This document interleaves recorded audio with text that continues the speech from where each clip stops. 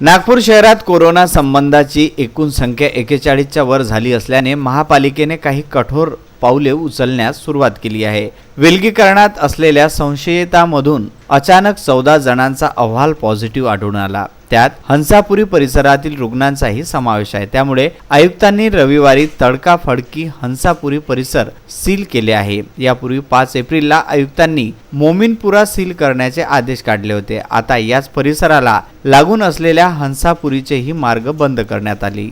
या संदर्भात विदर्भ न्यूजला ही अधिक माहिती देण्यात आली आहे। नागपूर महानगरपालिकेमध्ये जवळजवळ 14 नागरिक पॉझिटिव्ह टेस्ट आलेले आहेत। त्यामध्ये 14 मध्ये एक कामठीचा आहे, बाकीचे जे 8 आहेत 9 हे नागपूर सिटीमधले आहेत आणि 4 हे जबलपूरचे आहेत।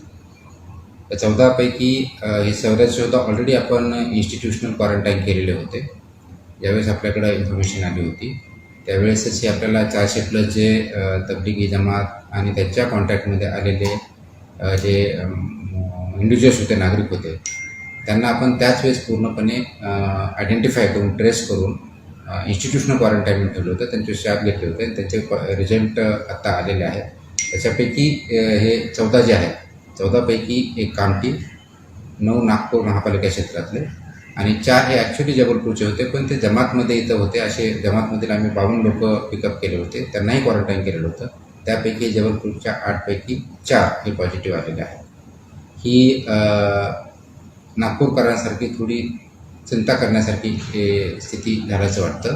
सर्वांनी काळजी घ्यायची आहे की आपण कोणत्याही पॉझिटिव्ह पेशंटच्या कॉन्टॅक्ट्समध्ये आला असाल किंवा फॉरेन ट्रॅव्हल असेल किंवा आपल्याला ताप किंवा कोरडा खोकला येत असेल, ब्रेथलेसनेस वाटत असेल, तात्काळ आमच्या कंट्रोल रूमशी संपर्क साधा, आमच्या MOH किंवा आमच्या हॉस्पिटलशी संपर्क साधा, जेणेकरून आपल्यावरती योग्य ते उपचार करता येतील।